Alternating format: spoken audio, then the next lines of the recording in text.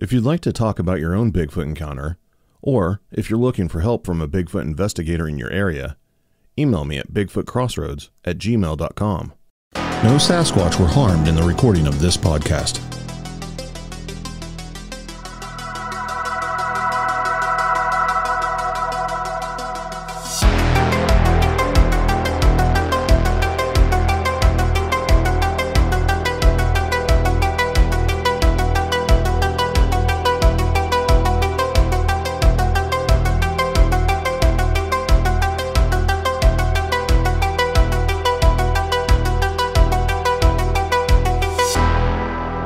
This is Bigfoot Crossroads. I'm Matt, and joining me is Mr. Aleksandar Petakov. You've probably recently heard me talk about him on my YouTube channel. He recently released a documentary, The Alaskan Coastal Sasquatch. I did a review. I had my friend Bob from Bigfoot Club join me. We both really enjoyed it, and I was fortunate enough for Aleksandar to agree to come on right after I did the review. That was amazing. He's been on my list for a while, so it's nice to have him here. Aleksandar, welcome, sir. Thank you for having me on, Matt. And first of all, appreciate you guys doing the review. I thought you did awesome. It was really cool to see that. I was just kind of telling you off air, but I got to check out that review right before I had to board a plane. So luckily I had enough time to check it out, and I appreciate that. It means a lot, and awesome to be with you here. Yeah, well, I'm glad your documentary was so good, so we didn't have to trash you like that. You know, that would have sucked. You know, it's fine. I mean, even if I love the constructive criticisms too, and I think a lot of the questions you had will be answered in part two. So, yeah, we can go into that however you'd like. But again, just appreciate you guys agreeing to do the review. Yeah, of course. So you are part of the Small Town Monsters group. Yes. How did that all kind of come about, you being part of that?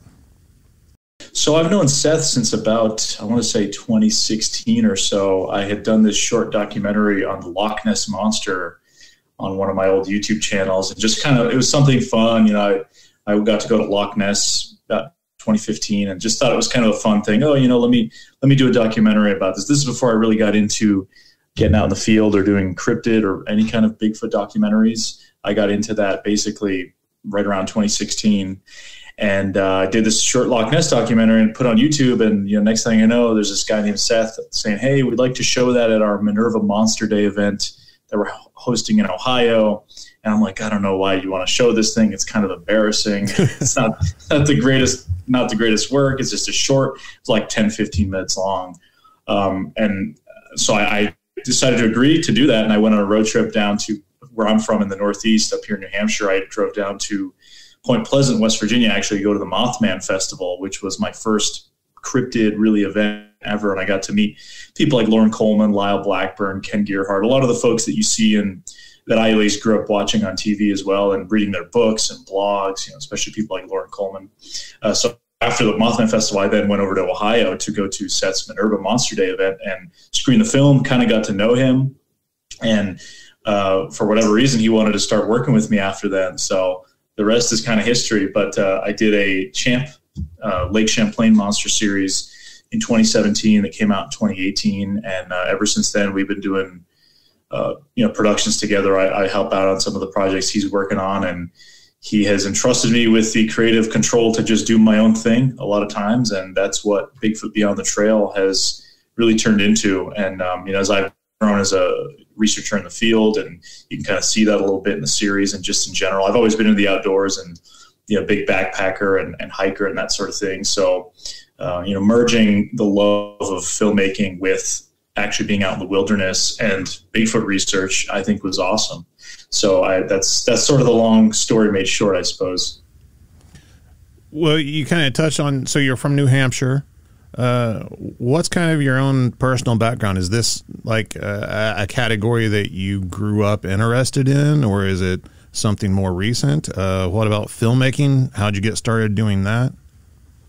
Yeah, I think it all kind of came together when I was younger. I was really interested in just documentaries and films about different creatures, dinosaurs, all sorts of stuff. I was a kid in the 90s, so Jurassic Park and that sort of thing was really popular. And my dad told me the story of the Yeti when I was younger. Just hearing the tale of something mysterious that is just out of our reach, but people seem to be really interested in trying to prove or solve, the mystery. Something about it just sort of really clicked, and I was hooked. And I started watching all the documentaries, the In Search Of. It's a lot of the old school stuff. And then as I was kind of grown up, Monster Quest was a really big thing, and some of the other shows that came about after that. So it sort of gave me an interest into the filmmaking side of it as well. And it wasn't until, like I said, 2015, 2016, when I really said, hey, why don't I just make my own cryptid kind of films? I enjoy the topics, I enjoy researching them. Albeit at that, up until then, I was a bit of a armchair researcher, just kind of casual interest. I didn't really see myself getting in the field all that much, or if I did, the idea was I would go and trail other researchers, whether they be Bigfooters or Lake Champlain monster researchers or other kind of cryptozoology sort of folks. That was the idea, was I would go and I would just follow them and kind of film what they do.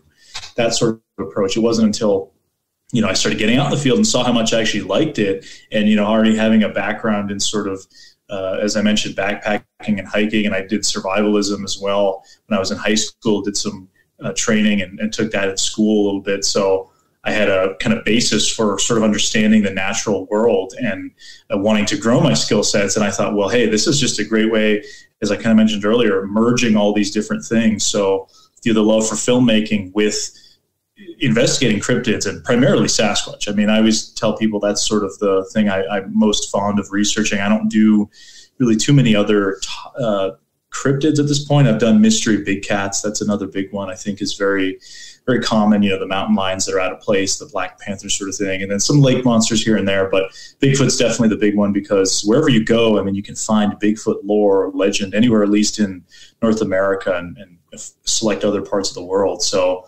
I kind of set it my goal to really look into a lot of those different stories. And so, yeah, my background was, as I said, I was interested as a kid, got more into it when I was kind of older, and now take it pretty seriously, I'd say. And it's definitely a big quest of my life to kind of just get out there and get into some of the most wild places in North America, where something like Sasquatch wouldn't have, I think, a difficult time existing and staying hidden. I mean, there's still plenty of places in North America, and we've seen that firsthand just in the past couple of years doing Bigfoot Beyond the Trail, how many wild places there still are. People would be shocked, actually, to know how many places you could just fall into a ditch and never be seen again in North America. It's staggering. And, let alone a place like Alaska, which basically takes anything in the lower 48 and makes it look easy. So, long story short, the interest grew from when I was younger, and it's kind of brought me to where I am today. You mentioned the Bigfoot / Sasquatch folklore being able to be found, globally in essence. Yeah. Is that the main attractant for you personally? What is it about Bigfoot that's really grabbed your attention and held on for so long? Well, I think initially it was just sort of, the mystique, the intrigue about, there's something that's just kind of out of our grasp. But I think as I've gotten into it further and further, the amount of eyewitnesses I've talked to, I mean, just the numbers of folks that you speak to, that not every single one is lying. Folks that I know that are extremely credible and competent individuals in whatever profession they have, a lot of times really don't have anything to gain with telling you these stories. A lot of folks, especially in my neck of the woods up here in New Hampshire, we have a lot of forest. New Hampshire is the second most forested state in the country after neighboring Maine. They're not huge states. Maine is a larger state, but there's millions of acres here that connect up to the Canadian province of Quebec, upstate New York with the Adirondacks and those areas. We have 70,000 moose alone in Maine. That's the most amount in the United States outside of Alaska. But so up here, there's a lot of stories, but it's like pulling teeth. When you talk to people about their encounters, you really got to get to know folks. And that kind of really interested me in the start when I started interviewing folks about their Bigfoot encounters, how reluctant so many of them were to really share details or even be recorded, not just on camera, but just an audio recording of a call. People were hesitant. They would tell me once they kind of said, well, okay, you're not just trying to exploit me for some cheesy TV program. You're actually interested in what I have to say. That really interested me. And that's been a constant throughout, my sort of days Bigfooting, I guess you could call it, where there may be a lot of shenanigans online. There's ridiculous hoaxes and crappy TV and entertainment programs that really put a damper, I think, on enthusiasm for the topic for myself at times. But then you hear those stories often come organically your way. People that, I just seriously doubt they would have anything to gain with telling a story like this. And not only that, but the consistency of some of the reports, people across North America reporting similar behavioral and anatomical details that they noticed during their encounters, that really kind of stuck out to me. So that's been a constant throughout this time I've been into the topic. But then obviously having my own experiences, and I'm sure you've been out in the field, you hear wood knocks and you hear things that happen, rocks thrown, this sort of archetypal Bigfoot behaviors, things that just, I can't say 100% are a Bigfoot. I haven't seen one, but it's just things you can't really explain. So that's what sort of, it's interesting because majority of the time out in the woods, nothing happens, or you experience known animals or known phenomena, nothing really Sasquatch related. Not every time you turn the camera on, or every time you step in the woods, are you going to get a wood knock or something throwing something at you. It's just, but the times that it does happen, that's enough to kind of keep me going and saying, okay, this is why I'm interested in this, because there is something out here. I mean, I don't know what Sasquatch is. I just know that there has to be some truth to it at some level. I don't believe this is all some kind of mass psychosis where people are projecting some sort of distant, predatorial primate kind of in our past onto the environment. I don't think that's the case. That would be a big stretch. That almost makes less sense to me than there being possibility of something like this relic hominid existing in certain parts of North America. So I kind of went on a tangent there, so you'll have to reel me back. But that's no, man, I'm just letting out slack. What are you talking about? Reeling you back? I mean, wow, man, you're hitting on so many key points in my own personal views of the subject. It's just amazing. I think our views line up very closely to one another, right? Especially when it comes to, like you were talking about, stories coming organically in these casual meetings with people that have nothing to gain. There's no motive for them telling you the story or anything else. I actually, not too long ago, I experienced that. I was at a doctor's office. I was going in for some tests, and I wore a Bigfoot shirt. Nice. I mean, like nothing big, just like a very generic one. And right. There's this old man, and I'm in the waiting room, waiting for my appointment. I'm filling out the paperwork and everything. And this old man's leaving. He's on his way out, and he stops at the door, and he says, "I like your shirt." I just, smile, thanks, Yep. At the time, I wasn't even thinking anything Bigfoot because it had like the silhouette of the state of Oklahoma on it. So Right. I thought, he's just from Oklahoma, state pride, whatever. And he starts to walk out, and the door to the doctor's office is glass, and I'm sitting right next to it. And out of the corner of my eye, I see him stop in the doorway, and he stands there for a second, and then he turns around and comes back, and he kind of looks around for a minute and leans forward and he goes, I shot one of those whenever I was 12. Wow. With just a deadpan straight face. And for the next about 15 to 20 minutes, he told me one of the most amazing stories I'd ever heard in my life. Wow. It sounds like he was second guessing. He was about to walk out. He's like, maybe this guy's okay, right? Yeah, read the room type situation. Yeah. I mean, tears welling up in his eyes. He's an old man, a stranger in a doctor's office, one of the most personal places you can possibly be. There's no reason for this man to make up that story, and the details that he included that just, in my opinion, if somebody were making up a story on the spot, they're not going to say things like, I was at my friend's house and it was kind of shaped like an L and the back porch was here and we were looking at, just very intricate. Well, I know exactly what you're talking about. I mean, that's kind of what I was hinting at as well, is just people not really feeling safe to tell their stories. Even now, when you have, this Bigfoot's probably the most popular it's ever been. I mean, you have, of course, all these different programs and things like Finding Bigfoot sort of paved the way for, I guess, popularity across the U.S. It sort of dispelled that thought that, Bigfoot was only in the Pacific Northwest or select areas. Now it's kind of a nationwide phenomena. But like you said, I mean, with people not wanting to share those stories and still sort of hesitating. I mean, I've had it when I've spoken to witnesses, and they really at first are extremely standoffish. They just don't really want to dive into the details, or as I mentioned, they'll kind of double, triple check. Hey, you're not recording this, right? Because they've either had maybe a bad experience before, or they know of people who have had bad experiences, either getting exploited for certain media or those kinds of things. So it's a remarkable. And like you said, the organic nature of it. I'll get times where I get really bummed about the topic. Maybe there's some crazy hoaxer or somebody's harassing us. And we get this sort of stuff a lot. A lot of crazy people, as I'm sure you've come across in this topic. Yes, but of course. Then I'll get an email or a message from somebody that has this incredible story that maybe from my local area, or I just got one from South Africa, and I've kind of been looking into some of the stuff that Gareth Patterson has talked about with the Otang and some of that sort of stuff. And it's just, the timing couldn't be better. It's really actually kind of unusual, because the timing almost is like an uplifting thing to myself. And it kind of brings me back to that wonder, well, this is why I'm interested in this, because these people they have stories to tell. I mean, something happened to them. Again, I can't dispel what they're saying. I can't prove it either.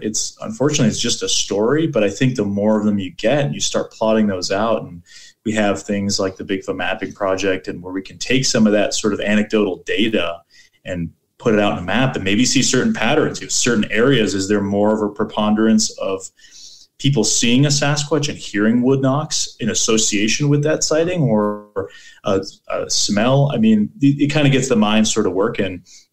And something I always draw a parallel to is in the state of Florida, the Florida Wildlife Commission uses crowdsourced data essentially to map where Florida panthers move around.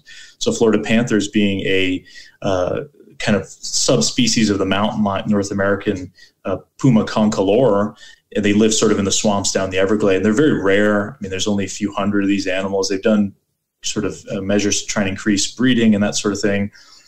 But they use crowdsourced data. And we were down there last winter doing a film on the skunk ape, and we were out there in Big Cypress Preserve, and we found the mountain lion, the Florida panther tracks right there in a sunken prairie as you walk through. And I was able to submit that to Florida Wildlife Commission and get that confirmed by their biologists that was a legitimate panther piece of data. And they put that on the map. You can go look at it. Oh, wow. And they've got hundreds of examples of that. And that's something I've talked about a bunch with Scott of the Bigfoot Mapping Project, is that sort of model. And obviously with Bigfoot, there are chances that there may be misidentifications and that sort of thing. But, you can get a pretty good data set still from using, again, crowdsourced data. And I think that's, again, one of those things with eyewitness sightings is an individual story may not be of that great of value in terms of, being able to follow up on that, especially if it's an older story. And I don't knock people at all for not sharing them. I've had people, especially up here in the Northeast, where they're talking about they had a sighting in the 70s or 80s or even older, and they didn't even know it was Bigfoot until 20, 30 years later. They thought, I saw a monster. I've had a friend describe it as, I saw this weird scarecrow creature in the woods. Because they thought, if they even had heard of Bigfoot, it was associated with the Pacific Northwest or in search of, or some sort of program where it wasn't really accessible where they lived in the part of the country they lived. So I find that really intriguing as well. Very common in this part of the country. Some of the older stories of people not even having Bigfoot anywhere on their radar, not even knowing it was a thing. And whenever they did find out it was a thing, it wasn't anything that anywhere near Oklahoma or Texas would have, or this part of the country, just like you're saying.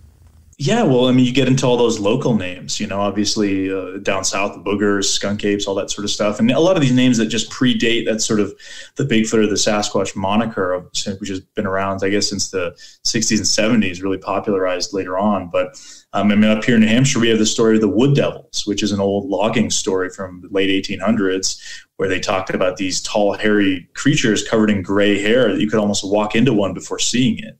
And they would let out these piercing screams at night. And there would be stories of the bears that scream in the mountains at night, that sort of stuff. And I've tried to track down that story in particular. And one of the most intriguing stories I have from up here in New Hampshire, and it was probably one of the biggest regrets too, in terms of following up. I was doing a library presentation. It was January of 2020. It was like right before COVID and everything broke out. I was doing a Granite State Bigfoot library presentation. I get invited to do some of these library talks, and one of the biggest things for me when I do these talks, I'll just talk about the history of some Bigfoot stories in New Hampshire and some of the cases that I've looked into. And I have people who I know, like John Horrigan, who used to research in the 90s and prior. They would follow up on a lot of these stories. This was pre-internet. I think there's a lot of good stuff pre-internet. But one of my favorite parts about doing these library talks is afterwards you get a line, maybe 5-6 people wanting to share their local stories. And for me as an investigator in this area, that helps me out without my database and kind of theories that I might have. But this one story I got of this older woman came up to me and told me that it was either her uncle or her father who was a prison camp guard in the Second World War at a place called Stark Camp, which is way up in northern New Hampshire's Coas County, which is borders the Canadian province of Quebec. Very isolated. I mean, to this day, there's literally more moose population than people up there.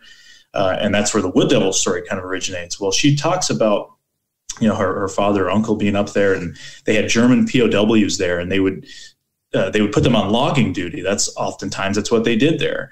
And they complained about not wanting to go in the woods for fear of seeing gorillas. They claimed that they were seeing gorillas, which I just found really interesting. A bunch of German POWs who have no connection to that area are saying they're seeing gorillas. I mean, if they were going to make up seeing an animal, why choose a gorilla? Why not?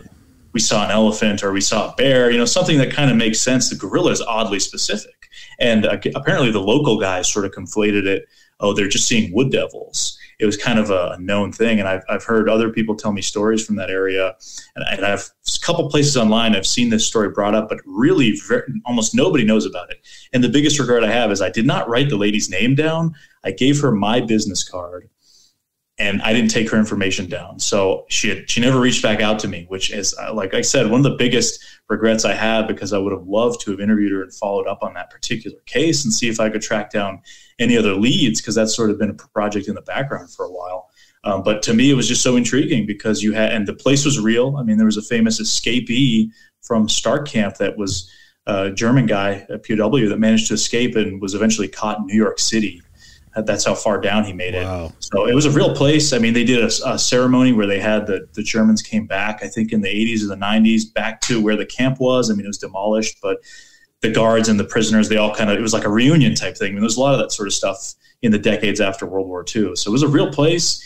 As far as I can tell, a true story. I mean, it actually happened, but I would love to get more confirmation on that. But, again, that's one of those things that sort of just comes out of nowhere. Even though it was at my library talk, that was just one of the best parts about doing those is you're getting that crowdsourced data. I suppose people are just coming up and in a forum where they feel comfortable, they're sharing that story with you, which I think is remarkable. I mean, that's something you don't really get in a lot of other settings, I suppose, unless it's random, like with your story there with the shirt, which I think is awesome. Yeah, well, also, don't feel too bad about your situation because, as a podcast host, after the old man told me his story and we said our goodbyes, the first thing my wife says was, why didn't you get his name and email or anything? It never even crossed my mind, you're so caught up in the moment with the wonder that you sort of forget, And, looking back on it, I probably wouldn't have even pursued him as a guest. Right. The moment seemed so pure for some reason, and he was very emotional in telling the story and everything. And it was just one of those situations where it was just better inexperience, I guess, than anything to put out there for the world to see or hear. Yeah. And it's something you can then write down to your best recollection and keep it as a sort of something to keep in your database. That's a lot of the stories that I get, especially in my local area. That's just sort of in my database, and that's not really anything that's public, but I share it to folks that are interested. And because it's one of those things where if you do want to publish those, you'd want to get permission from certain folks. So it's interesting because, again, as I was talking about earlier, relating it to going across, having the chance that we've gotten to go to so many different places. I mean, Bluff Creek, the South, the Pacific Northwest, Colorado, all these different areas, you see the parallels that are just startling, because before I was doing that, I was mostly focused on my area here in the Northeast, and continuing to do that, you just see the same kinds of stories coming up time and time again. It was crossing the road, or it was swaying between the trees, its eyes were glowing. I mean, you hear so many of the same details.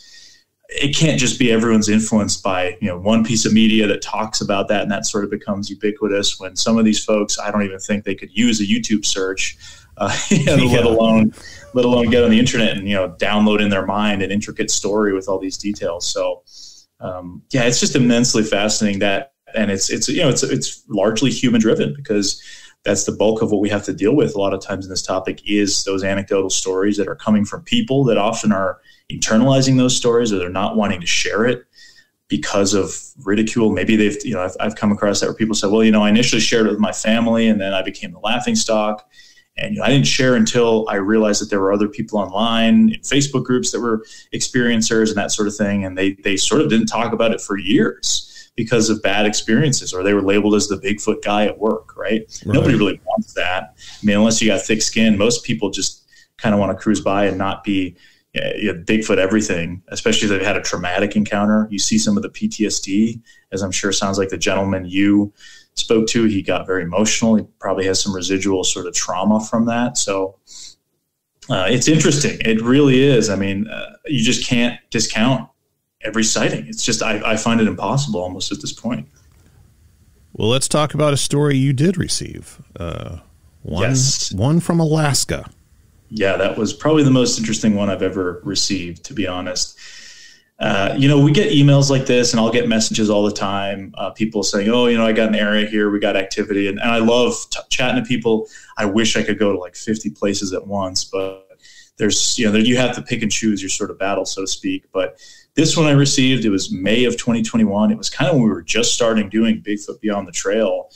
We hadn't really filmed a lot of episodes, and we had all these trips planned. We were going to be going to Bluff Creek and the Mount Hood, Oregon area, and all this sort of other stuff. And I received this email from this guy who was up in Alaska, very professional. I'm not going to disclose a lot of his details, of course, because out of respect, something that comes up with this topic, but very, very professional, a veteran of the military, a long time, not the kind of guy you'd expect to be just sort of telling the story willy-nilly. And he started sharing details about this sort of cabin he had, and there was a lot of weird activity from when they actually started constructing it, which I believe was 2018-2019 season. That was when this was about when we went out this past May. It would have been the 4th season, I believe, out there of people going out there. And before then, it was just sort of property. There was no really residence there. There's no cabin. It was just like the rest of this area of the Kenai Peninsula, extremely rugged and remote. So I spoke to the guy over the phone, kind of piqued my interest. And I was like, hey, what the heck? He actually happened to also be from the Northeast as well originally. So I think we kind of connected on that level. And, he's a big game hunter and avid fisherman up there in Alaska, pretty hardcore. So we talked for a while, and I thought he was extremely credible. And he was basically kind of throwing witnesses at me saying, if you want to talk to my friend, he was there when this happened. I got a guy who's a biologist. He experienced stuff. And he had all these folks he was sort of just offering up to talk to me in case I didn't believe him. I mean, I of course, am always skeptical of claims until I can kind of do my own research.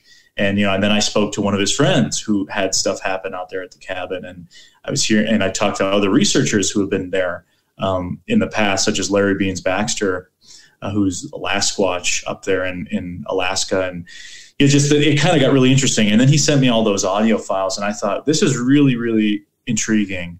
The audio sounded reminiscent of the Sierra sounds in some aspects. Mm-hmm.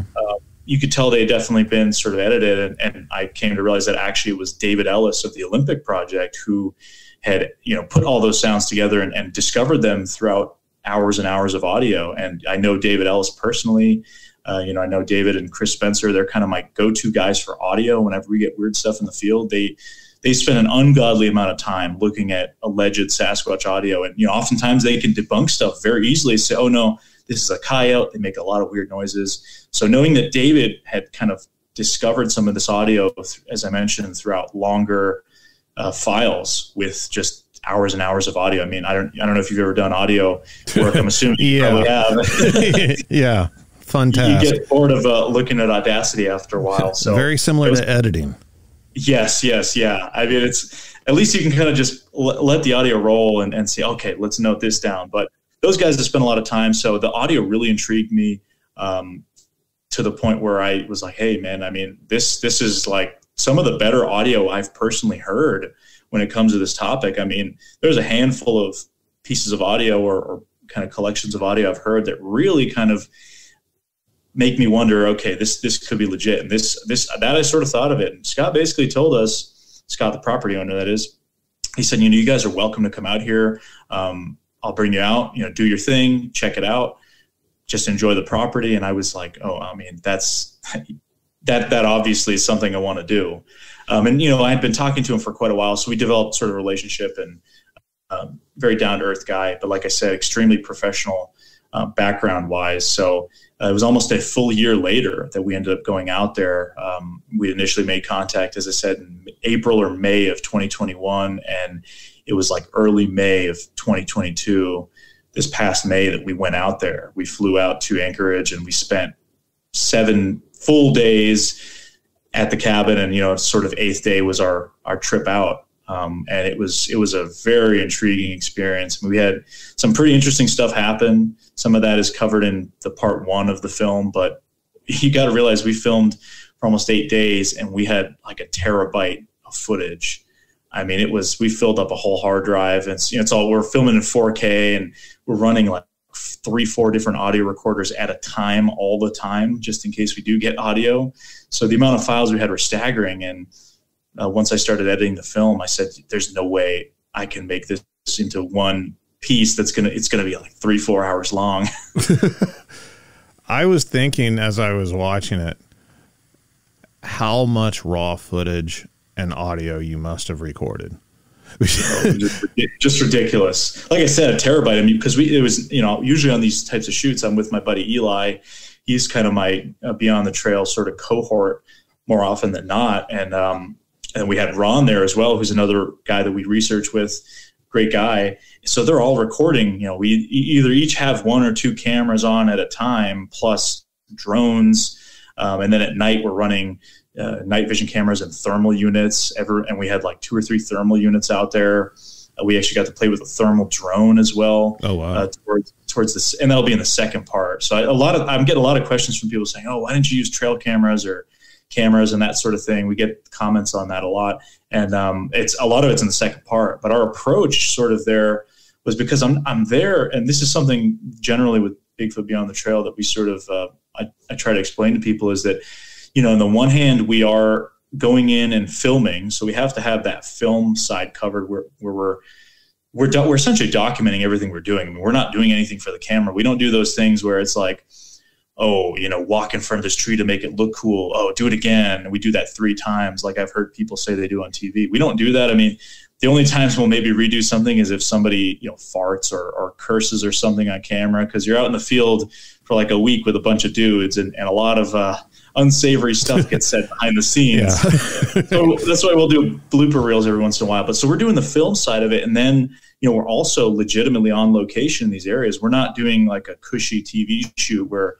they go out to the woods for 2 hours, and then union guys are like, okay, time to go back to the hotel, and they sleep in the hotels, and they've got a crew of 15 people. It's literally, we're doing everything. So we have to take care of our own safety and preparedness while we're out in the field as well, whether it's Alaska or beyond. And we've done ones where we've backpacked 6 miles into the high Uintas in Utah. You're at the 10,000 foot elevation level. So you've got different types of threats than you do when we're in Florida, walking around at night in areas with cottonmouth snakes and alligators and hogs. So we have to focus on that aspect, the safety, and making sure we're not just going to walk into a pit or fall down a cliff or something. And then that's the second part. And the third part is the squatching side of it, and the Bigfoot research kind of side of it. We're also bringing that equipment to the table, stuff that we think if you were to happen to run into a Sasquatch, I mean, what would you like to have? Probably something that you can record it with, ways to document that. So we'll carry around little like DNA kits just in case we do get something interesting. Obviously your common stuff like your measuring tapes and whether or not we have the space for plaster casting and that sort of thing. So we have these three sort of areas we have to not only, we're not just going out there hiking or backpacking, or we're not just going Bigfooting. We're also trying to document it all, and then we'll put it together afterwards in a film. So it's it's kind of like a really interesting process getting it to work.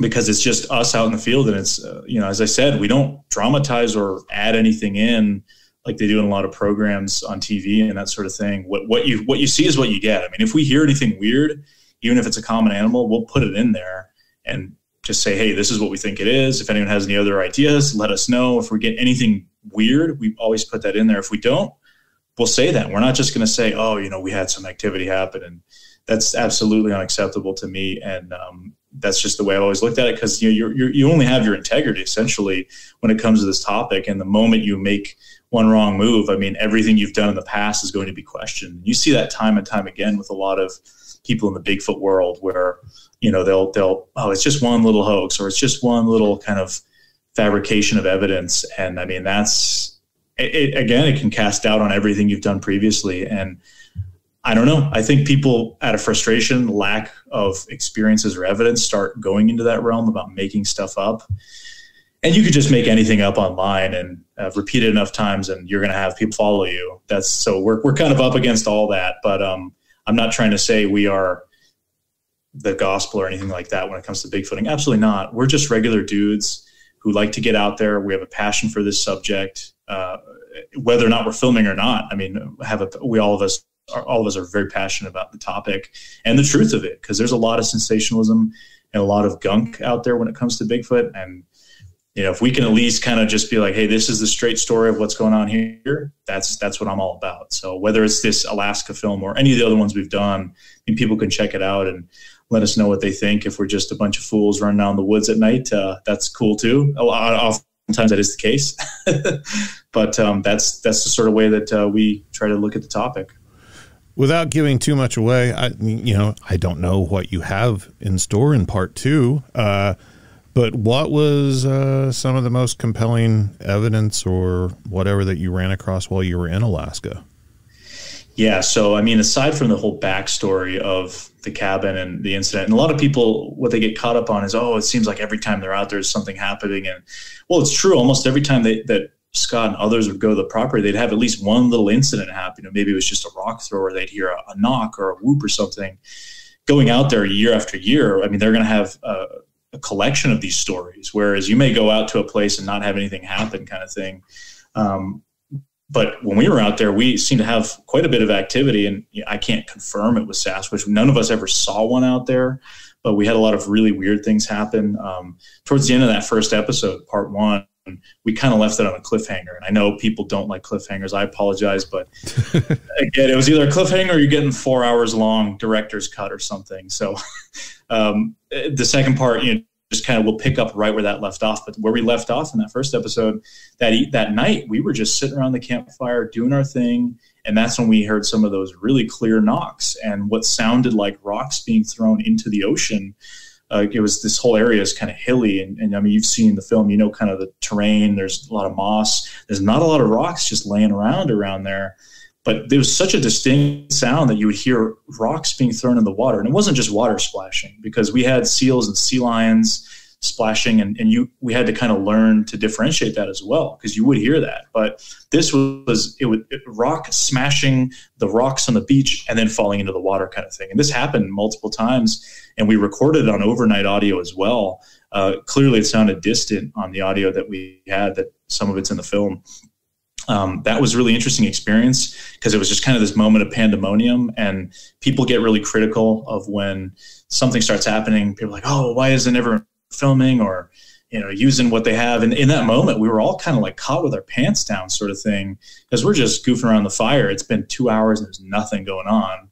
And then all of a sudden you hear knocks, you hear things being thrown, and you're kind of caught in this moment of 10 seconds of, whoa, what the heck is going on? Then we finally got our acts together and turn on the thermal units and, start running the cameras. Audio is already running, thankfully. But it kind of kicks you into gear. And it's funny because I hear this a lot from people who have experiences where they'll be like, oh, I had a camera in my hand the whole time. And I didn't even think about it.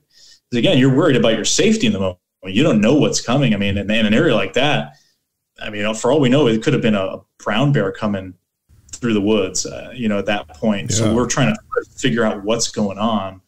That was really interesting. And then, I can talk about this because I've talked about it in other programs previously, where in part two, this will be in part two, I should say, towards the end of the trip, we heard this gunshot noise, and it was talked about in part one, where that first day when we were exploring that kind of abandoned cabin site. Yeah. Those guys asked us if we had shot a gun, and they thought we had shot a gun. And actually, they told us afterwards, they're like, well, we were out there kind of napping in the cabin, and we were on the bay across the way, and they said they heard a gunshot, and they're like, oh, we better go get them. Like, there may be something going on. And then they saw we're fine, as it takes us a while to paddle the boat. And they're like, did you guys shoot a gun? I'm like, no, we wouldn't shoot a gun unless we had an absolute reason to. I mean, I'm not going in there to try and just shoot for whatever reason. That makes no sense. And, that's the sort of thing they report a lot out there. But towards the end of the trip, I was out one day. Everyone was kind of napping. It was an afternoon. I went out, and it was one of the only days where we had a lot of fog and rain cover over the bay. So it just looked super creepy with that rainforest kind of aesthetic out there. And I happened to be filming something around the bay. It was like a seal or a sea lion. And I had my camera pointed and zoomed in on the bay, and I hear what sounds like a gunshot. And I'm like, okay, that's kind of weird. I stopped filming, and I have it recorded. I mean, it'll be in part two. And I walk into the cabin, and one of the other guys in there says, did you hear that? I said, yeah, it sounded like a gunshot. He's like, well, I just heard two as you were getting in and closing the door, because I was the only one out on the deck. So I wouldn't have heard that, getting in and taking my shoes off. And I thought that was weird.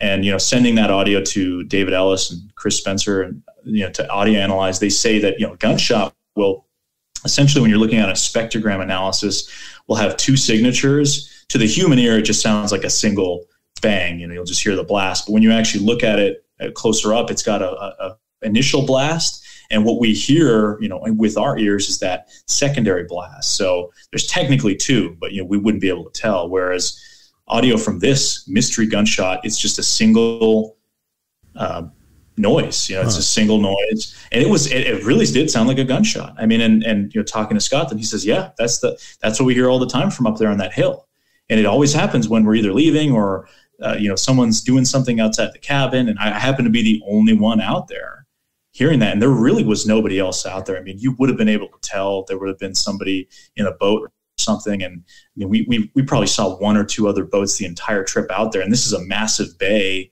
And we were going, hopping to different bays. Like when we went to that glacier, that was, 10 miles away from this place. So that was weird. And then probably the most interesting thing that we found, and I would say it's not ambiguous, but it's 50-50, is we found this handprint on the back of the cabin.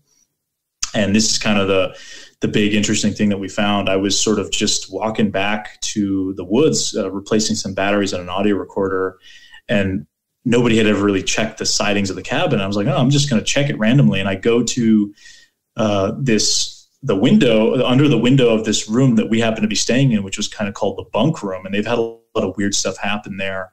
I can talk about that in a minute. But there was this big greasy handprint, like 4 or 5 feet off the ground, just on the side of the cabin there in a really kind of awkward position. And I was like, son of a gun, what is this? Just sort of randomly, because the siding of the cabin is a sort of metal, and it's got, what's the word? It's got these little like ridges, but it's flat, and it kind of has these points that come out. And I was like, okay, that's weird. So then I searched the entire rest of the cabin, nothing at all similar to that, other than in that one right spot. And I mean, it was clearly primate. I mean, you could tell that's what I mean by it's 50-50. It's either a human being or it's something similar. It's not a bear. It's not a moose or something that's pressed up against the side, because a lot of times, especially out there, we'd find a footprint in the moss and it would just be a big blob. I mean, that could be a brown bear, that could be a moose, could be a Sasquatch. I don't know. There's no definition. I can't, it's just something. There's no visibility at all. It's very bad for casting tracks out there.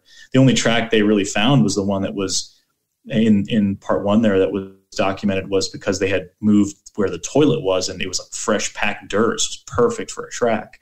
And that's where they found one. But this handprint was just really weird. I mean, it wasn't particularly huge, but it was a little bit bigger than all of our hands. We all had average sized hands. And it was like, 7.5, 8 inches, but there was the lack of a thumb. And we tried to recreate it. It was just really weird the way you would have to bend your right hand sort of upwards and down to get it in that position. And there was some equipment, the kind of fuel pump back there or the water pump back there beneath that window. And it was the only one like it in the entire house. And it cleared dermatoglyphics, so dermal ridges, things that you only see in primates, which would be human beings and great apes and some of the lesser primates. They're the only ones that have anything like that. So that was interesting. And we immediately all kind of went and gathered around it and started measuring it and taking pictures. And we were just intrigued by it because, again, it's one of those things that's 50-50. Could it be human? Very possibly. And I'd be 100% willing to say that if, somebody were to say that that's human. Yeah, I could accept that. Absolutely. But it's as I mentioned, it's so clean cut one or the other. We found that really interesting. And the positioning was interesting because, as I mentioned, the window was under a window in this bunkhouse where they've had a lot of weird things happen. It's the closest point to the trail that leads into that whole big hill in the woods out there. And one of the most intriguing stories they had from the property was the first summer, I believe, before the cabin was completely constructed. Now they have a staircase to get up and they can hoist it and whatever, just so bears and things can't get up onto the raised deck. But how they got into the cabin was through that bunk room. There was a hole in the floor, basically, that they would cover up at night with some plywood and put some heavy stuff on it, including a Yeti cooler that was 60, 70 pounds filled with food and stuff they were bringing out there. And one evening that first summer when they were out there, something apparently smacked or lifted that plywood, and that cooler flew 15 feet across the cabin and hit the wall. And they all woke up screaming, and the guys in the bunk room, and this was when it was still pitch black out, earlier in the season when there's still nighttime, because, you go there in July or August and you're pretty much going to have light the entire time. But guys started grabbing shotguns and they're all screaming, "Bear, bear." And Scott, property owner, runs in and says, "Move, I'm going to shoot." And they said they hear this thing walk up the hill, and it sounded distinctly bipedal. And one of the guys there was actually a retired biologist, I believe. I don't know if he was retired, but I know he was a biologist. And they all thought it was really, really weird. I mean, could it have been a bear? Possibly, but the way they described hearing it walk up the hill bipedally was pretty intriguing. And, it just, that area is kind of seems like it's so close to that edge of the woods. So we thought it was weird that handprint was there. And like I said, I mean, we've had people looking at the handprint. We didn't get to collect a sample of it because me, like a genius, and you make all these rookie mistakes all the time. I had actually, before going out to the cabin, I had been talking to some folks about doing some possible eDNA collection and collecting water samples and that sort of thing. And I talked to some people who are scientists, very professional kind of folks. And they said, basically we came to the conclusion it would be very difficult for us to get something without having a refrigerator out there that would work and being able to ship it off as soon as we got back to port. It would have been very difficult. The conditions wouldn't have been great for preserving that. So I didn't even think to get a handprint kit because I'm thinking, we're going in the middle of nowhere. The only structure essentially is the cabin. So I didn't know it was like metal at the time. I thought it was going to be maybe like some other sort of material on the side. I didn't even think if I was going to some area where maybe there's a history of these handprints, I'd probably be more prepared. But I didn't even think of doing that. So we didn't want to collect the sample to possibly mess it up or anything in the process. So after we had left the cabin, actually a researcher who's been out to the cabin many times, I think he might maybe the one who coined the term, Larry Beans Baxter, he may have coined the term Area A for that area, which is called Area A for Area A. He's a former law enforcement, so he brought out his full kit, and he was able to collect samples and dust it and lift part of the print as well. So, just to have that so for further testing or anything like that. So we left it to the hands of a professional to collect it, but we documented as best we could while we were there. And he documented the whole collection of the print, and that'll be in part 2 as well, sort of in the kind of wrapping up stages of part 2. But that was very intriguing hearing that or seeing that. And a lot of the other stuff we had happen was audio. We camped actually up in the woods above the cabin, way up on that hill where we think a lot of the sounds come from. And the first night, it was sort of in between drizzling rain, you would hear something stomping around and more rocks being thrown into the water and knocks. And, I had my kind of thermal ready to jump out, if I heard anything. And I would kind of do that a little bit, but it was just nothing. We weren't seeing anything. And it was a little bit rainy, like I said. So everything was kind of glowing weird on the thermal. So that's some of the stuff we had happen. So the handprint was probably the most intriguing, but the rest of it was definitely, it was little things once you kind of put it together, left us scratching our heads. I mean, was it conclusively Sasquatch? No, I'm not going to say that definitively without knowing exactly what it was, but it fit the pattern for what they had described was going on there in terms of what the guys who had spent time at the cabin had been experiencing. So if that's not Sasquatch, I mean, maybe it's something else. I don't really know. I just know we kind of experienced stuff that were pretty consistent with what those guys are telling, and it wasn't them going out there doing that to us. We were able to be very confident in that we were the only people out there and, explore that property like it's really never been explored. So, it was the most intriguing investigation I've ever been on. And I mean, the location alone, even if we had nothing happen, I mean, just being stuck in an area like that for a week, you can't really complain. Yeah. Just the environment itself was mind blowing. I mean, Alaska itself has always seemed like the perfect habitat to me for these things, but just it's very rare. There, like you were talking about earlier, there's definitely areas of wilderness left in North America. Yeah. But it's very rare to see places like that are for the most part just untouched. Like pure wilderness. Yeah. Yeah. I mean, that's not man's territory. No, we are temporary visitors there. Absolutely. And you really feel that in Alaska. And I mean, just talking about that habitat on the Kenai Peninsula, after we spent the week in the cabin, we had spent a week in interior Alaska, looking into stories in an area called Hatcher Pass, which is north of Anchorage. It's this big mountain range. I mean, there's some crazy stories out of there too. Rob Roy Menzies, he's been working that area for, like a decade plus. And so he took us around to a lot of these areas. And you've got a lot of really interesting stories, people seeing Sasquatches eating leaves off of branches and hunters experiencing stuff. A lot of these really hardcore Alaskan types that the kinds of people that will, go up against a grizzly bear if they really needed to. And they're the ones telling the story. So we spent a week in interior Alaska and we went up to Denali National Park. But what I kind of got was that those areas are so much more brutal temperature-wise and weather-wise. I mean, you have periods in the winter where it would be miserable to be out there. Yet you have gigantic animals that thrive in that environment, like moose and caribou and grizzly bear and all sorts of other critters. But the Kenai Peninsula, especially this area, that rainforest, it never gets too hot. It never gets too cold. They get far less snow and cold temperatures than even just the Anchorage area, despite being a few hours south drive. And that area, I mean, you have all the different species there, whether it be terrestrial or in the ocean, the salmon, so many food sources to kind of go from. And an interesting parallel I learned about there was the difference between a brown bear and a grizzly bear. A lot of people think they're the same thing, and they are the same animal, absolutely. But it's like you might have a deer in Florida versus a deer in New Hampshire. The deer in New Hampshire is going to be a lot bigger. And, they have more different food sources, where in Florida, they're a lot smaller because of the temperature. But it's kind of the opposite in the Kenai Peninsula. The brown bears out there, they call them brown bears because they get larger than inland grizzly bears because they have access to both terrestrial and, ocean food sources. So they'll eat beached whales. They can eat the salmon, the halibut. I mean, all that footage of those, the salmon jumping up the creek with the bears grabbing it, that's all kind of coastal Alaska.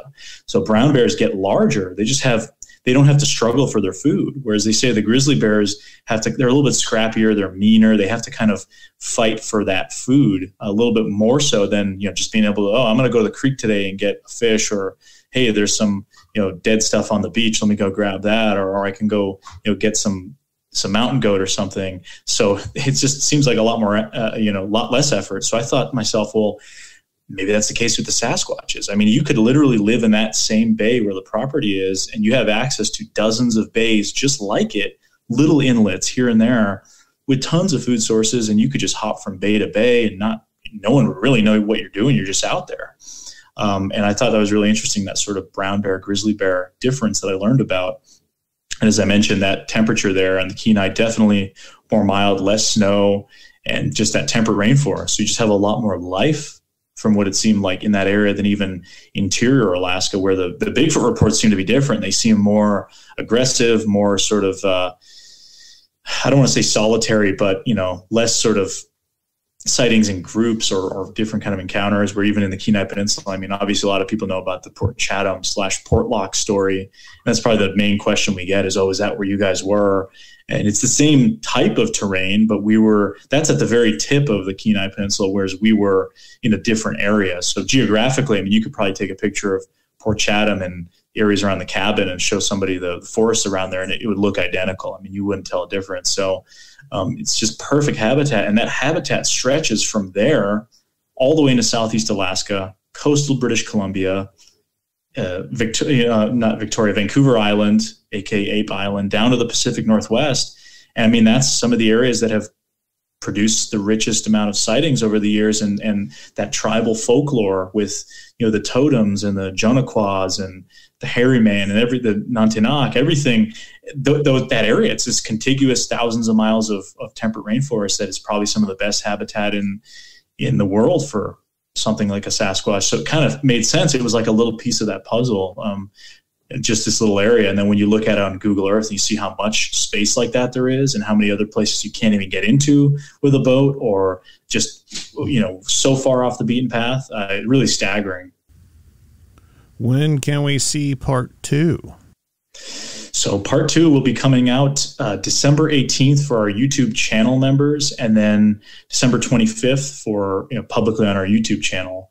And essentially, it's just picks up right where we left off, because again, having filmed a terabyte of footage, it was really difficult to put it all into one, with also introducing interviews with the property owner and the folks who have had experiences. I kind of wanted to introduce the whole story.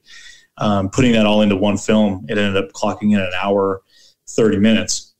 So it was pretty long as it was. So the second part picks up right where night 4 left off, and then into the rest of the days, and basically up until day 8 when we leave. And then there's some concluding stuff about, some of the sounds and things. I've been reaching out to people that are professionals in their careers, not just the folks you hear in the Bigfoot community, usually folks like Meldrum. Meldrum, we did talk to him, of course, but folks that are experts in primate acoustics and that sort of stuff, and just reaching out to them and trying to say, hey, what do you guys think of this? And especially with the handprint, we've reached out to some dermatoglyphics experts. Got to be careful not to say dermatologists, different thing, but dermatoglyphics guys, and just some interesting results. I mean, is it going to prove Sasquatch is real? No. I mean, oftentimes that's the case, but I think it's just I'm really proud of what we did, just because of the scale of the investigation, and just everything's really against you when you're in a place like Alaska. The terrain and everything is so much more difficult, and you are worried again that there could be a 1,000-pound brown bear that can come out and maul you, and there's almost nothing you could do. I mean, you can just hope that you're a good shot and your buddies can act quickly. So I'm really proud of what myself and the guys did, especially the guys, being troops out there, and obviously super thankful to Scott and Rob Roy and the folks that, not only own the property, but have been there so many times and were willing to share those stories and really talk about it, and letting us share that story. Because I mean, at the end of the day, we are showing our investigation of the area and, kind of telling some of those stories, but we are bringing that story to light. And that to me was pretty special to be able to do that. And it's my favorite of the Bigfoot Beyond the Trails we've done. And like I said, we've done a lot, and they're all awesome. And, I really enjoy what we've been able to do, but this one was just something else. So it really was interesting. I was going to ask you, was this one your favorite investigation that you've done so far? I'd say so, because it was so full circle. It was almost exact. And that was kind of coincidental that it was exactly a year later, after getting in touch with Scott, that we went out there. It was full circle. Sort of 1 year later, I was hearing about the story, and I would talk about this to folks a lot, and people were hearing about the Alaska story a lot because it was so in my mind, and some of those sounds, and playing some of those sounds, the baby crying in particular, I thought was really weird. I mean, super creepy. Yeah. And the whole Kushtaka connection with the native. And what's really interesting is, while we were in Alaska, Seth Breedlove and the rest of the Small Town Monsters crew, they were out in interior Alaska and other parts of the Kenai Peninsula doing a film about Oops, sorry, we're getting the cat feeder in the background. But they were doing a film about Bigfoot broader in Alaska. So Seth's film will be coming out early 2023 called On the Trail of Bigfoot, The Last Frontier. And it's similar to a lot of his other On the Trail of films where, this is like, in my opinion, he's probably doing the most broad look at anything Sasquatch related ever for Alaska. I mean, they cover so many different things. We interviewed so many natives, Alaskan First Nations people that have had experiences, and they talked to other people who talked about the baby crying thing from native communities that said that, that was a thing that we would be warned not to go in the woods because these things would cry like babies to lure the women in. And Scott, I mean, he's not Native American. He's just owns this property there, is reporting the same exact thing from his property when only women are present. I mean, I just thought that was really, really weird. That's probably one of the more interesting kind of sound bites from there. I mean, of many interesting ones, I should say. So I'm going to assume, what does David Ellis say about that sound? He thinks it's very interesting. I mean, he's pretty reserved in general with a lot of this stuff. What he'll do is he'll kind of tell you, well, it's interesting. I have other audio from another location that's similar, or he'll relate a story that he's either experienced or has been privy to with the amount of people that contact him. He thought that was very intriguing, and especially some of those howls and that sort of thing. But the baby crying is just, I've never actually heard it really recorded. I've heard plenty of stories of it, from other parts of the U.S. Yeah. And as I mentioned, during the shoot of that film, Seth and those guys ran into that story multiple times of baby crying sounds in totally different areas of Alaska in relation to, the hairy man, as they might call it up there. So, I mean, I'd have to ask David what he specifically thinks about that, but I do recall him kind of relating it to another incident he had. Maybe it was in Washington or somewhere else of, something similar like that, but I don't think it was captured as well as this one seemingly was. So, yeah, like I said, that case is by far the most interesting. And I do just want to say, once those two we have part 1 and part 2 out, like we are going back there for sure. We already have plans to go next summer, and we're going to try and go out longer and just kind of try new techniques, try things that have worked. We a lot of times we try things, see if they work out. And there, I mean, what's cool is it's like an area, like say maybe Area X with the NAWAC, or even the kind of nest area the Olympic Project has. They sort of look at these areas and they've got people with eyes on it for a while, or they're people that are experiencing things over time. We got lucky with the cabin. You have these guys that have been going out there and they've been reporting certain things. They're like, well, yeah, they seem to mimic the knocks when we do it on a South American percussion instrument for whatever reason. So you have these sorts of things that you can kind of work off, and okay, let's kind of keep going in that direction. So we have sort of people that have been doing it, and we don't want to be the ones that are just going in there just for the glory, but in an area like that, again, like I said, being able to go to a spot like that, and that was the longest period anyone had ever been out of the cabin in a single stay. Those guys would usually go out for, 4 or 5 days would be a lot for them to go out. Again, this was sort of or I don't know if I'd mentioned, this was a cabin that was built to be a kind of fishing weekend retreat, I don't think they expected anything like this, and Scott, his primary motivation is, letting other researchers visit to sort of, I want you guys to figure out what's going on here. And he'll say, I'm agnostic about the topic. I'm not a believer. And I completely respect that. Just a lot of weird things happen. And what do you chalk it up to?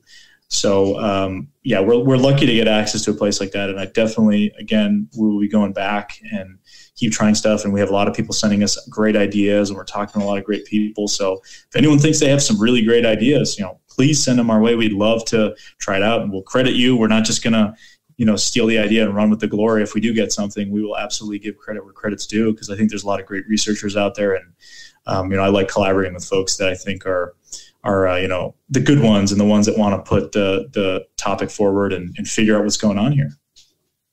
What's another place you would like to go to? Like, what investigations on your bucket list?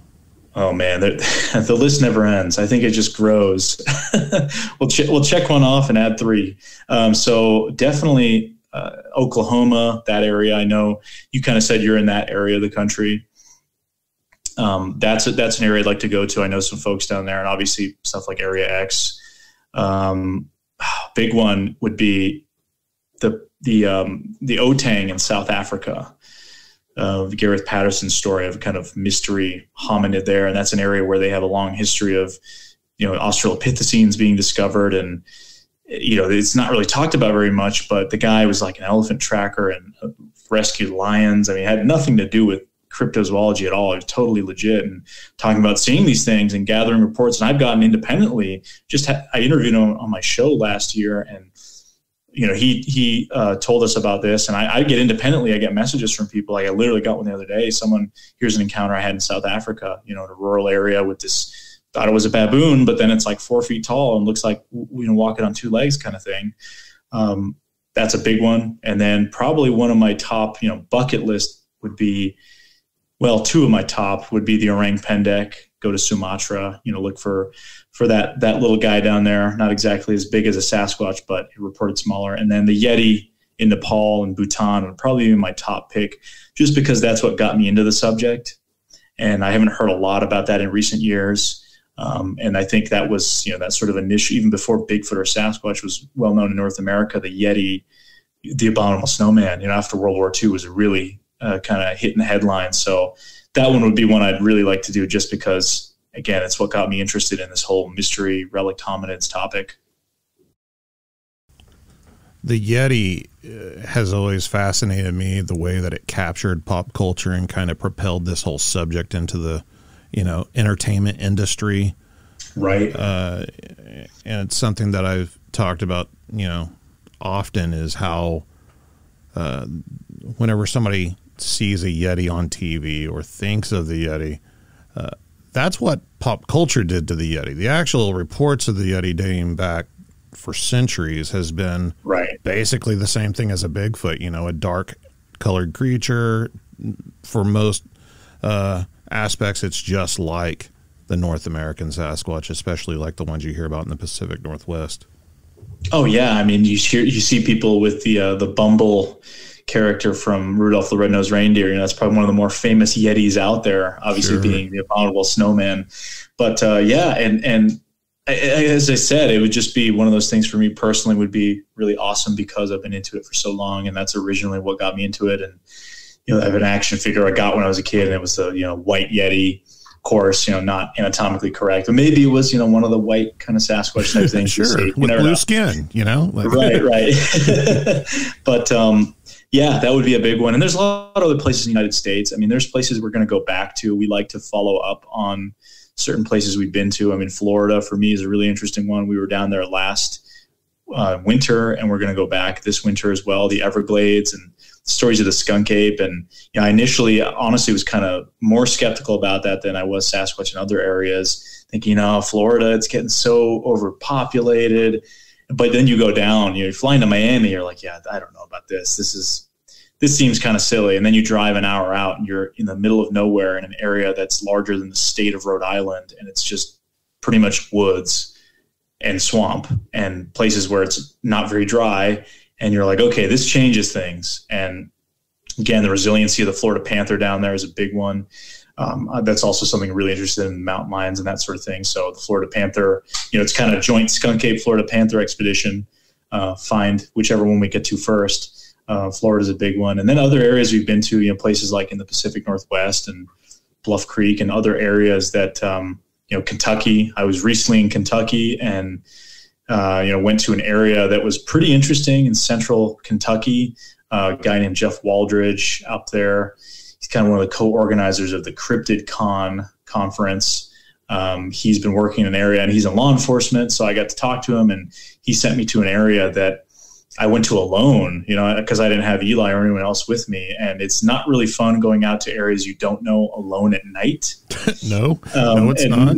Never fun. He goes out there alone all the time. He's like, oh yeah, the reason I think I get, knocks and stuff thrown at me is because I go out there alone and I'm vulnerable. It's like, you should do that. I'm like, oh gosh. All right. I'll give it a go. I've done stuff alone before plenty of times, but I feel like, it's different when I'm backpacking or out somewhere where I know I'm just kind of in and out. But so I was down in this area, and I heard some kind of really weird noises the first night, and it was really cold. Second night I go out there, and I got brave enough to walk along this riverbed. And I got to go in the daytime, I should say, to kind of fully scope out the area. And then I go back at nighttime, and I'm along the riverbed, and I hear a very clear knock up to the left on this ridge. And I thought that was interesting. And then on my way back to the car, spending a couple hours out there and freezing, it's like 25-degree weather, I see this kind of heat signature up on this hill as I'm filming with the Pulsar Helion 2, I think it is, the thermal monocular. And those things are incredible. I mean, that's probably my favorite thermal unit out there. You could see a mouse from like 100 feet away easily. So I see the signature up towards the top of the hill, and it's just a blob. I didn't think anything of it. I thought, it's just one of these rocks or trees that they gather light in the daytime and then they glow. Right. And that you can see that a lot when if you know anything about just thermal units in general, that this kind of happens. So I go back to the car and I'm filming right next to my car, and I'm just looking at this thing, and it's just kind of the shape. I'm like, okay, whatever. I go in the car to warm up. I'm in there for 5 minutes, and then I get back out, once I've kind of warmed up, to poke around a little bit, and I film from the exact same spot I was. I look back up on the hill, and that thing is no longer there. Oh, wow. And I don't know what it is. I cannot at all claim it's anything unusual. It was just large, whatever it was, because it was pretty distant from me. We're talking, there was like a big field in front of me. This was in a wildlife management area where they grow corn for the wildlife, which I've actually haven't really heard of very common. I guess they do that in Kentucky. But according to Jeff Waldridge, the guy who researches the area, there are 10 Class A sightings in that area just in the past decade or so, really clear sightings. And then he had been working this area and actually found out that Monster Quest had filmed there in about 2008 or so. And they had some bioacoustics professor out there who got a rock thrown at him. So he had initially, he'd been studying this area and didn't know that Monster Quest had filmed in that area. He reached out to the guy, said, I'm curious, you guys, you said you were outside of this town. I researched in that area. What was the name of the area? And he told him, and literally it was like the same area he researches. And I found out about that in the spot where I heard the knock was maybe, a couple hundred feet from where the bioacoustics guy was standing. And I rewatched the Monster Quest episode. It's called Hillbilly Beast. Terrible name, but I guess that's what a History Channel went with. It's crazy, but so stuff like that. Like so my plan is to go back to that spot in Kentucky and have somebody hike all the way up that big hill, go to exactly where the car was parked, and just do a recreation, because I have no gauge for. I mean, again, I thought it was just a rock, but the only weird thing was it was just not there anymore, and I don't think a rock could lose. And this was about 1 a.m. If a rock hadn't lost its heat by that point, and it had been dark since almost 6 p.m., I don't know how it would have done it in a 5-minute period. Yeah. And I'll send you the pictures of that gladly afterwards, so you can check it out. Because again, it's like super indefinite of any. It's really could be anything, but there aren't really bear in that area. They're not very common. So the largest animal would be white-tailed deer and stuff like coyotes, which aren't that big. So I just thought it was weird. I don't know. Sure. Can I say it's Sasquatch? Absolutely not. But the best I can do is go back to that spot and just try and gauge what we saw, or what it was that I saw, and that sort of thing. And it would be nice to be going with other people and not be alone out there next time for sure. But yeah, that's part of it too, is we want to go back to locations where we've had interesting stuff happen and just kind of follow up with cases and see what we can work. And that's, really blessed to be able to do that, I guess. And it's been an awesome, fun time so far. And hopefully we can keep it up for a while. Who would you take out in the field with you? Not necessarily a Bigfoot researcher. I won't limit you to that, but just anybody. I mean, you could take Elvis Presley if you wanted to. So for a Bigfooter, I'd probably choose John Bindernagel. Just because he's one of my favorites. Just his first book. I haven't gotten his second book, but his first book is one of my favorites because it reads like a wildlife guide. Yeah. It's like a Peterson animal guide.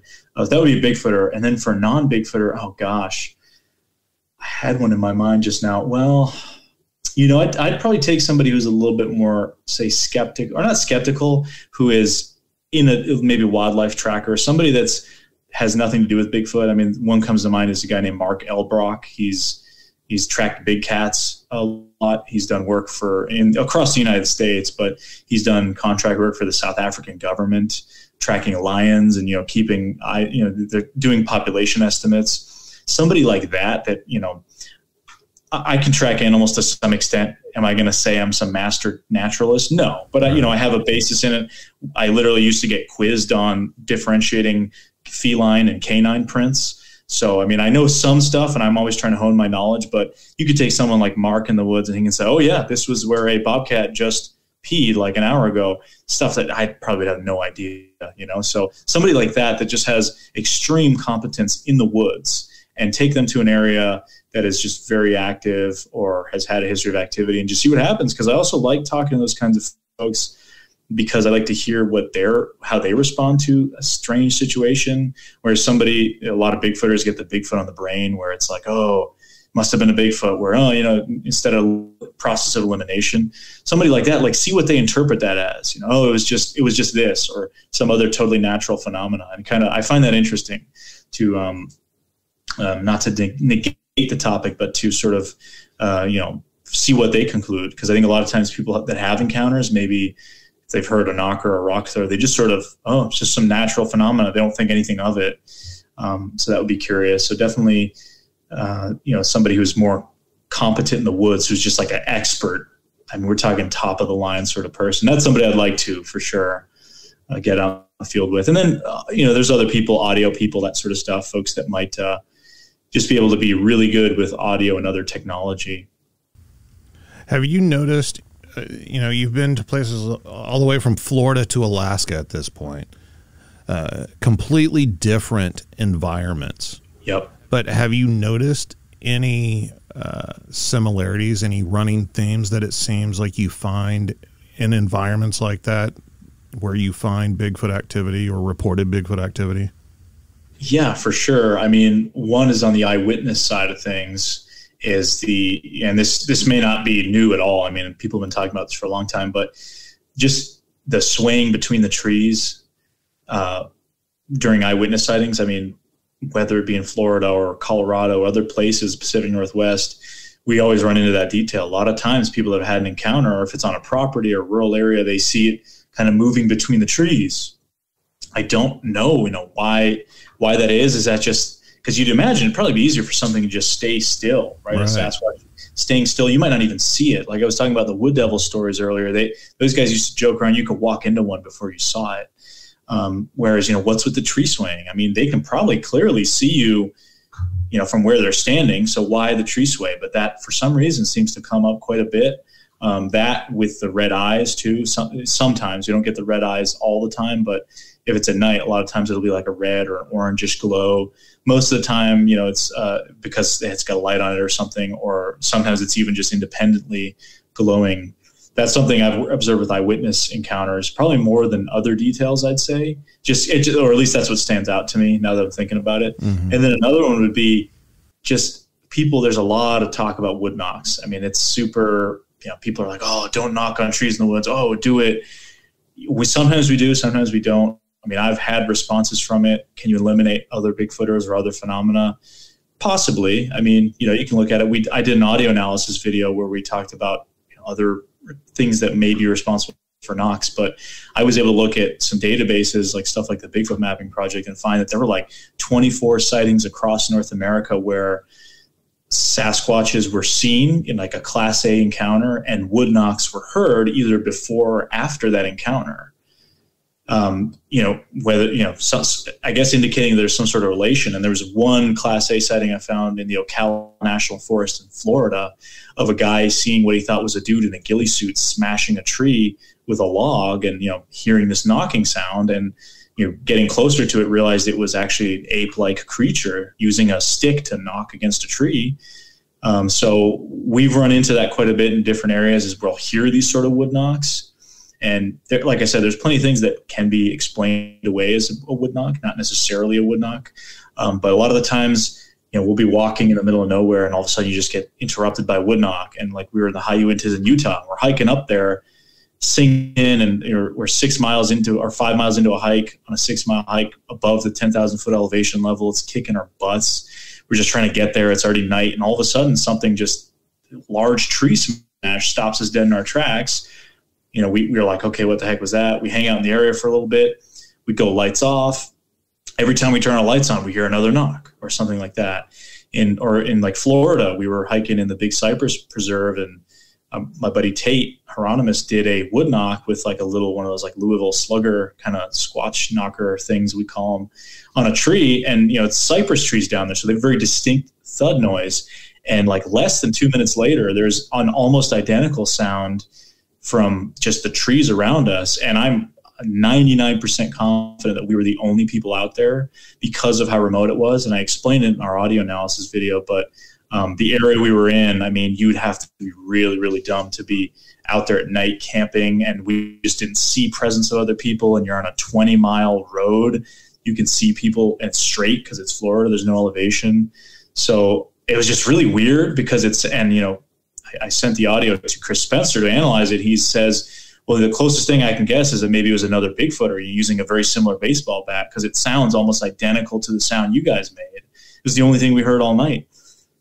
So, because people often talk about, well, do Bigfoots knock in the Everglades as they might in Alaska or wherever? And can I say that for a fact? Obviously not. But at least from what we've experienced, some of the things we've observed, more often than not, in places where we've had potential activity, we'll hear knocks or some sort of knock. So definitely have noticed that seems to be pretty universal. And again, that's a huge leap for me to say that has anything to do with Sasquatch when I can't confirm it. But it does seem to indicate that if these things are in different areas, maybe they all use similar forms of communication. Again, I can't say that with confidence, but that's just my anecdotal kind of observations and the audio recordings that we've gotten. So, and it interests me. The whole wood knocking thing interests me, especially when you relate it to primates and chimps and stuff like that have been recorded using sticks, banging sticks against trees, even throwing rocks against trees and making noises for whatever reason. I mean, some folks think communication, some have thought, well, they're trying to get the bugs out of the tree or whatever. It's just interesting because it's a behavioral trait that seems to pop up. And again, I was able to find 24 or 25 examples of a Class A sighting in which a knock was either heard before or after, and then even one where somebody saw this creature doing it. And then there were other sightings as well where a creature was seen lifting its hands in the air, and they would hear a knock-like sound. And every time they'd hear a knock, it was when it lifted its hands in the air. So there's something going on with it. I mean, we don't really know. I can't say confidently, but it's very intriguing to think about what that is. But at least, like I said, from what we've experienced, we hear those kinds of knocks that are often in conjunction with other sounds or things being thrown. That's something we've come across quite a few times. So, and we don't go in the woods and we don't have stuff happen every time. And I mentioned that earlier, but we've experienced some weird stuff that I just can't explain. Is it Sasquatch? Maybe, maybe not. I don't know. But the times we do have stuff happen, that's when, again, we're kind of noticing some sort of patterns. Do you have any personal goals in this category, or are you just along for the ride? Maybe a little bit of both. I mean, I would love to see one, and I know a lot of people say, "Oh, be careful what you wish for," because you have these kinds of little experiences where something gets thrown, or you hear a whoop no one else heard at the edge of camp, and that sort of stuff, where it'd just be weird for someone to do in a call like that. These little things that happen that kind of keep you motivated, maybe in times where you're like, what are we doing here again? And so definitely, kind of wanting to see one or experience more, being able to even document something on a thermal imager, I think would be really cool. And I know people aren't going to believe it. People are going to shred you apart and be like, oh, of course the guy's looking for Bigfoot found it on a thermal camera, right? Sure. But I would love to get something like that and just go through the proper channels and, have people basically try to debunk it and, get it to folks that I trust that can really, give me a straight answer, not just because they're my friend, kind of, oh yeah, it's great, but kind of tear it apart a little bit and ask tough questions. Because if you do get any kind of evidence or any kind of interesting things happening, you should strive to be transparent about it and really open to others, not necessarily knocking it down, but tearing it apart, so you're ironclad in what you may have experienced or filmed. So again, documenting something would be really great on camera. I think a lot of times when people have sightings, it's pure chance. They're in the right place at the right time. Most, like 99% of people, are not prepared for that. That's why we have so many encounters where people are terrified or they saw it cross the road. And I mean, how many times you have an animal cross in front of you and by the time your camera or phone is ready, it's already gone. Most people are not prepared.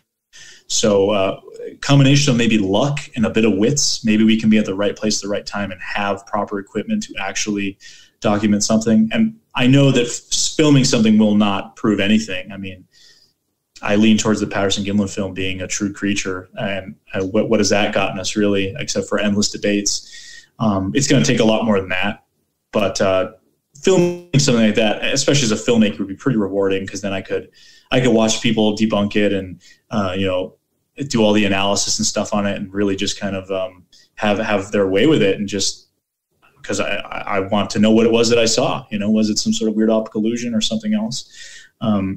That's definitely part of the goal for me, but also just enjoying the ride and talking to all the folks we get to talk to. And I've met some of the coolest people I know through this topic, and just the locations we get to go to. I mean, Alaska obviously probably takes the cake, but even parts of Colorado, Utah, Florida, places in Kentucky and Ohio that you might not even think are naturally beautiful, that just kind of stun you. You're like, okay, this is really interesting.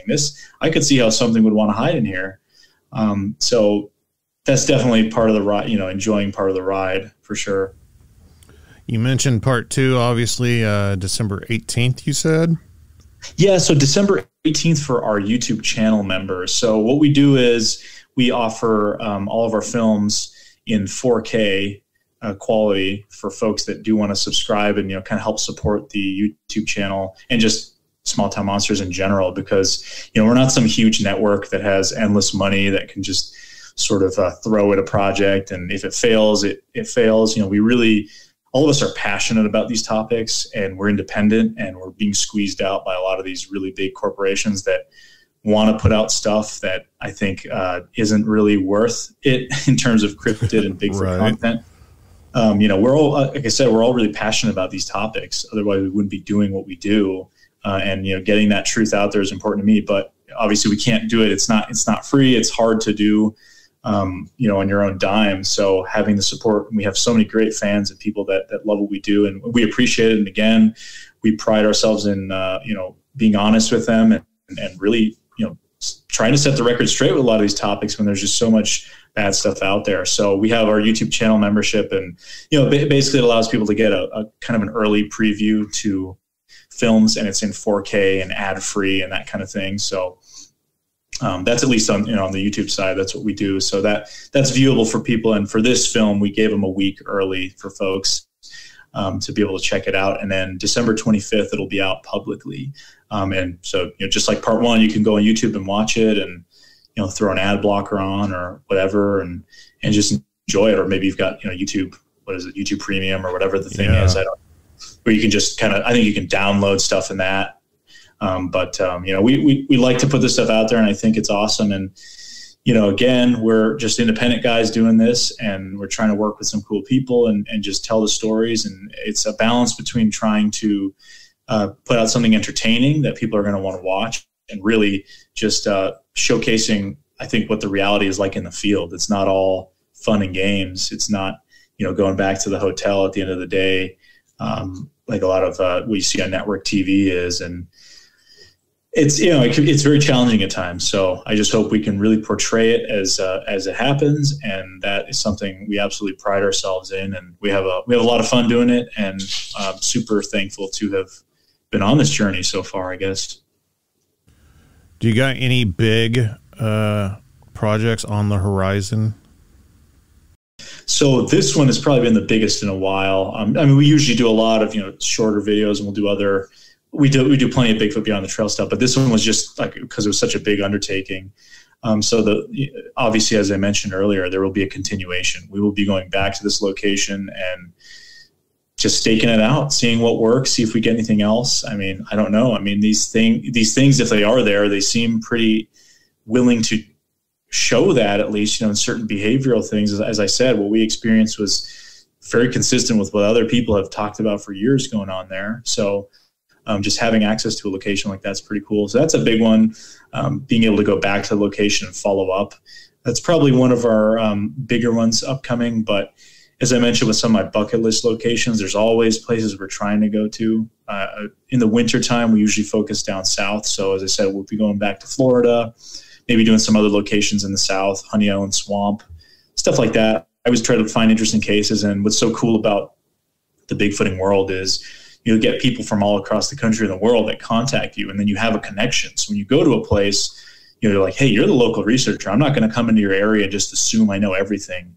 Can you set me up with people? Can you take us out to these locations? And so far, that's what we've been doing. And it's been really rewarding and awesome and getting to know all these people. So we're just kind of going to keep doing what we're doing. And, Small Town Monsters does a whole other host of other films and other cryptids and other topics. But Seth will have his On the Trail of Bigfoot, The Last Frontier coming out, which does touch a little bit upon the cabin, the 2-3 films will coexist in their sort of in an Alaska Bigfoot space.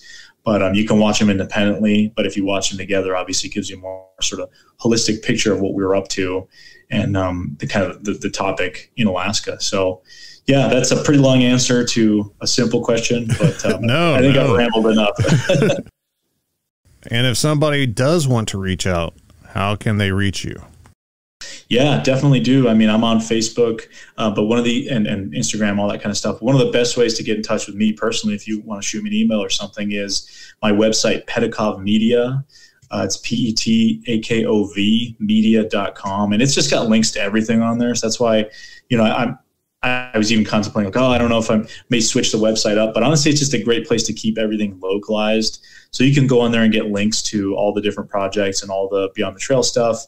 And then, you can email me or hit me up on Facebook or Instagram or whatever. That's oftentimes how people will reach out to me. If you want to share your story, if you have anything interesting to say, I'm always open to hear. If I don't get back to you right away, I promise I'm not ignoring you. It's just, there's always quite a bit of that kind of stuff. So, yeah, that's probably the best way to do it is petakovmedia.com. And if you want to just go watch the Alaskan Coastal Sasquatch, go to the Small Town Monsters YouTube channel and check it out. Alex, thanks so much, man. I've really enjoyed it. I'm going to be talking to you a lot in the future, if that's okay with you. Totally. Yeah, absolutely. And thanks for having me on, man. And it's been a lot of fun. Thanks for letting me go on. No problem. Congratulations on the Alaskan Coastal Sasquatch. I see it's doing pretty well, in my opinion. Thank you. Very much enjoyed it. It seems like everything's positive, man. Everybody's liking it. Yeah, people seem to like it. It really took off, I think, unexpectedly. So, I don't know, it's hitting those YouTube algorithms, which, I think is awesome. We're getting already cool stories and people telling us stuff they've had happen in, the Kenai Peninsula and other areas. So that's very cool. That's one of my favorite parts of this is the people afterwards who then send you those kind of confirmation stories where they're telling you about stuff they've had happen or similar things, or, that whistle that was in the episode, I've heard that exact same noise. It's just really cool. I think it just kind of helps, again, look at that broader picture and the consistency of reports and things going on across the continent. Really, that's the way, at least, I've seen it. Absolutely. Please be sure to subscribe, follow, and hit the like button. If you're listening somewhere that allows you to leave a comment or a rating, please do so. The feedback really helps out the show. And if you know someone who might be interested in Bigfoot Crossroads, share your favorite episode with them. Word of mouth is still the best advertisement. It's the actions of the listeners that allow the podcast to be successful, and I sincerely appreciate each and every one of you. Check out BigfootCrossroads.com for all the social media and contact info.